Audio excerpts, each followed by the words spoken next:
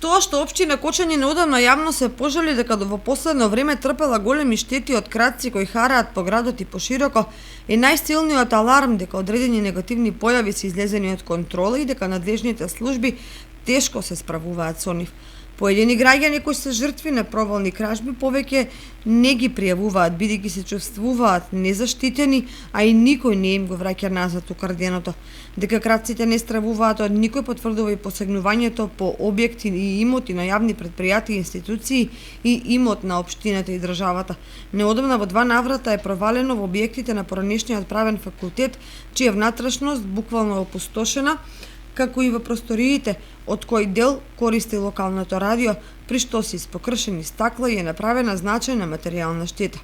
Полицијата извршила увид, меѓутоа од провалниците ниту трага, ниту глас. Освен тоа, урбаната и комунална опрема се почесто се на удар на провалниците, кои ноќе манипулираат и во централното градско подрачје. Неодамна е регистрирана провална кражба во бараката во која комуналното јавно претпријатие Водовод ја чува опремата и алатот за одржување на чистотата на јавните површини и зеленило во вредност од 135.000 денари. До сега нема информација дали се откриени провалниците и дали е пронајдена опремата.